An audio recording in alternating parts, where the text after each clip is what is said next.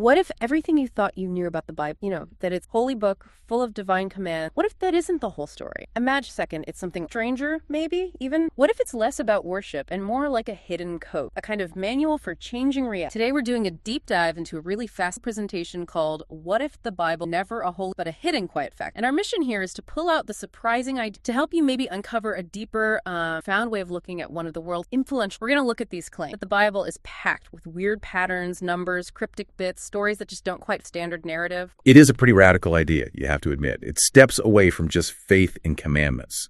It taps into this ancient belief held by some for literally thousands of years. The idea that the Bible deliberately hides more than it shows. That under the surface, there's this complex system, symbols, codes, even what they call spiritual technologies. It's a completely different lens. Okay, so let's unpack that core idea. The Bible as a tool, right? A coded system, hiding powerful knowledge. That's quite a contrast to the usual view of book of rules or history. And the source highlights this historical pattern, doesn't it? That really potent knowledge, the kind that changes how we see things or disrupts power. It's rarely just laid out open, hidden, often in plain sight. And the Bible, it claims, is the biggest example ever. Exactly. And think about how that reframes someone like Jesus. Instead of just a moral teacher or, a gentle savior figure, this view suggests he was a master of symbol, hidden messages, teaching through parables that, frankly, only those ready could really grasp. He even says it, and the source points this out strongly, to you it has been given to know the mystery. To them it has not. And these mysteries, they're not presented as rules or doctrines. They're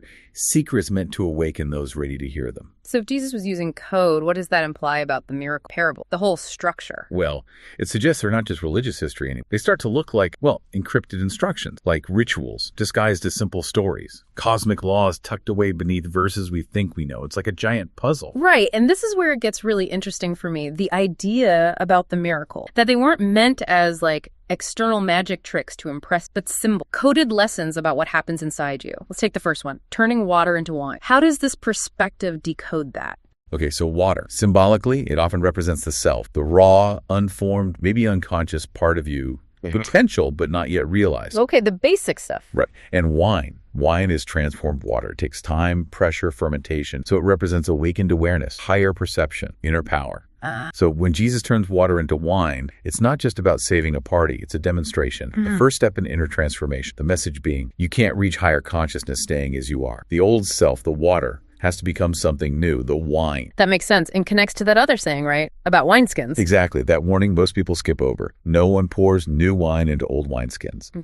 It means basically higher truth, new consciousness. Yeah. It can't hold in an unprepared mind. The vessel, your mind, yourself, has to be renewed first, stretched, reshaped, made ready. That's a powerful metaphor. And does this symbolic reading apply across the board to other miracles? This perspective argues yes. Absolutely. Healing the blind, not just physical sight, but opening your inner vision, calming the storm. Less about weather control, more about mastering the chaos inside yourself. Right, the inner turmoil. And raising the dead. Again, maybe not just reviving a literal body, but awakening those parts of you that feel dead, buried under doubt or fear or shame. It makes sense of Jesus' odd statement. I speak in parables so that seeing they may not see and hearing they may not understand. Unquote. It's seen less as confusing people and more like an initiation, an invitation for those brave enough to look deeper, to decode it. Okay, let's shift gears a bit. Another really fascinating angle is the numbers. The source claims they aren't just random details or historical counts, they're patterns, revealing hidden structures of reality. Let's talk about 12. It pops up constantly. 12 tribes, 12 gates, 12 stars. And obviously the 12 disciples. Why 12? Well, the idea presented is that 12 is a code, a key borrowed directly from the sky. Think about the ancient sky watchers. They divided the heavens, the path of the sun, into 12 sections. The Zodiac. Each constellation representing a different energy, a lesson, a stage, and a cycle. The Zodiac connection. Interesting. So in this framework, Jesus isn't just the Son of God. He represents the sun, S-U-N, the light of the world, moving through these 12 archetypes, guiding the soul through its journey of transformation. And the disciple. They become mirrors of the Zodiac, each one embodying qualities, challenges, energies that reflect parts of us.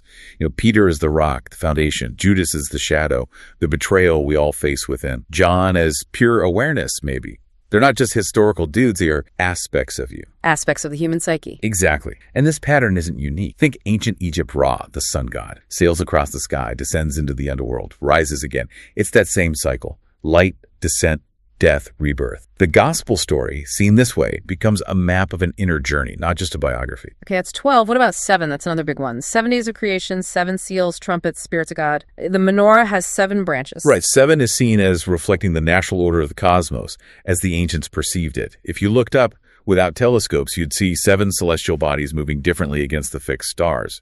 The wanderers. The wanderers, exactly. Sun, Moon, Mercury, Venus, Mars, Jupiter, Saturn, the 7 classical planets. They weren't just balls of rock or gas. They were seen as living force, expressions of energy influencing the cosmos and, crucially, the human soul. The Force calls it 7 lights above, 7 energies within. And each has an inner meaning. Yes. The sun is like your core identity, your awareness. The moon, your emotions, your cycles. Mercury, how you think. Venus, connections, love. Mars, your drive, your action. Jupiter, wisdom, expansion. And Saturn, structure, limits, lessons. Wow. So seeing 7 in the Bible is like a sign? A sign of alignment, yeah. Yeah. Between the heavens and the inner world. It's even pointed out, kind of as a hidden signal, that the very first verse of the Bible, Genesis 1.1 in the original Hebrew, has exactly 7 words. No way. Yeah. And many see that as a clue. That the universe was built by design, using vibration, sound, structure, cycles, all tied to these core numbers. Okay, so if the Bible is a system connecting us to reality, the source says the Hebrew language itself is a major key. Let's talk about Gematria. Right, Gematria. This is fundamental to this perspective. In Hebrew, letters are numbers. They are separate things. This means every word, every phrase, every name doesn't just have meaning. It has a mathematical energy. Mathematical energy. Yeah. So for mystics, the Bible wasn't just transmitting stories, it was transmitting codes. Take the name of God, Yahweh. Yod, He, Vav, He. Those letters convert to number, and they add up to 26. And that number, 26, apparently shows up again and again, like an energetic signature woven into the text. A divine fingerprint. Kind of. And this leads to the idea that creation itself didn't start with, hands building things. It started with vibrational codes, mathematical sound patterns shaping reality. So mystics looked at the Torah, the first 5 books, not just as laws or history, but as a kind of machine, an energy blueprint made of numbers, letters, sound. They'd meditate on letters, rearrange divine names, trying to access hidden forces, trying to change consciousness or even events. Which brings us to something really deep, the 72 names of God. The source calls this one of the most closely guarded mystical secrets. You don't hear about these in regular sermons, right? They're not just printed out clearly. Not usually, no. But the claim is, for those trained to see, they've always been there encoded in the ancient Hebrew text. And it's important to understand, these aren't names like Bob or Sue. They are specific combinations of Hebrew letters, each one forming a unique sound, a specific vibration, a frequency of energy. Okay. To the mystics, these weren't just holy words. They were key tools for transformation. And where do you think? Pretty amazing, actually. They're derived from 3 specific consecutive verses in the book of Exodus. Each verse has exactly 72 Hebrew letters. Using an old esoteric method, they combine letters from these 3 verses to create 72 3-letter combinations. These are seen as activation sequences. Sound formulas meant to align your consciousness with the universe's underlying structure. Some are said to help healing, others offer protection, others awaken higher awareness. The source basically calls them source code for reality. Source code for reality. That's intense. It is. And it's interesting that number 216, which is 72 times 3, apparently it pops up in other ancient teachings, sacred geometry, even in some modern movies exploring hidden knowledge. Huh. And what about angels? How do they fit into this system, Michael, Raphael? Right. So the mystics didn't just chant the base 3-letter names. They often attach sacred suffixes like El or Yah, which mean God, or relate to the divine name. This, according to the tradition, is how you get the angelic names.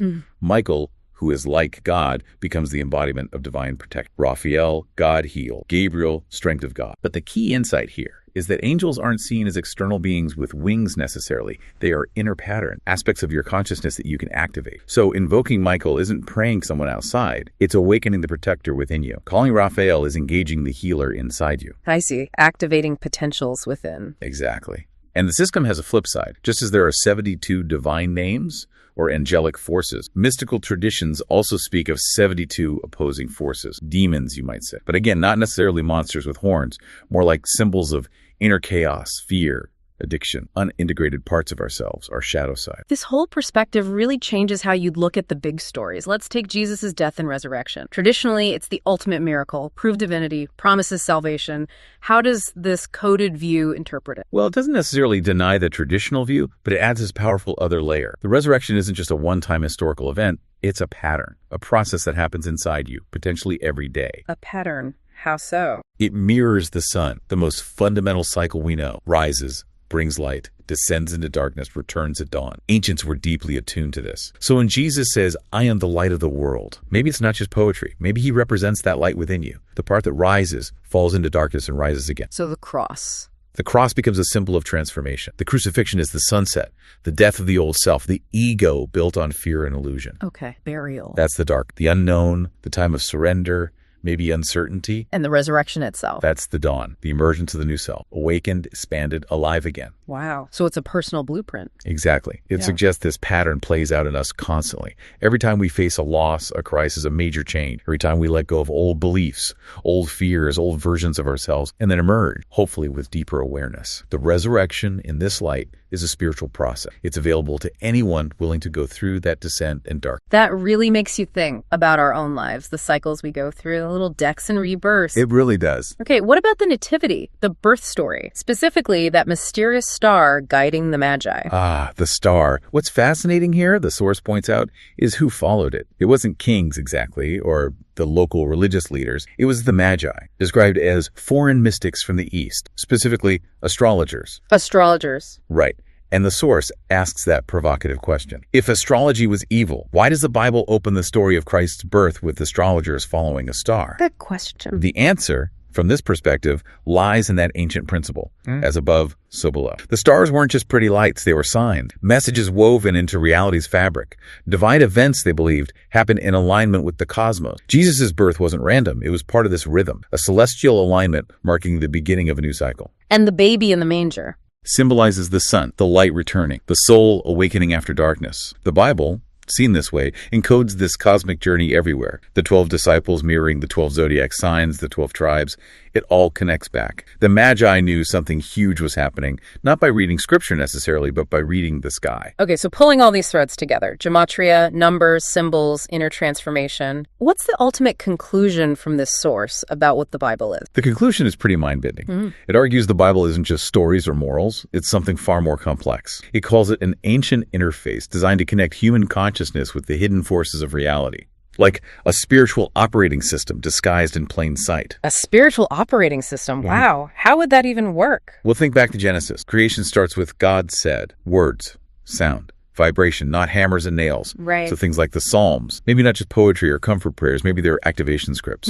Carefully built sound sequences meant to influence energy, mind, maybe even the outer world. Like incantation. In a sophisticated way, yes. And the divine names, Yahweh, Elohim, Adonai, they're seen as frequencies. Saying them isn't just prayer, it's about alignment, tuning your consciousness to reality's hidden structure. Sacred symbols, sigils, they're like shortcuts, visual patterns bypassing the logical mind, speaking straight to the unconscious. Okay. And this perspective goes further. It suggests combining these elements, words, symbols, focused intention, isn't just devotion, it's a form of programming reality. Programming reality, that's a big claim. It's huge. And the reason this knowledge was supposedly hidden, layered in stories and parables and numbers, is because power, when placed in the wrong hands, becomes destructive. So it was protected, veiled, challenging the seeker to go beyond the surface. So the mystics, the Gnostics, the ancient initiates, maybe they weren't just worshiping a god out there.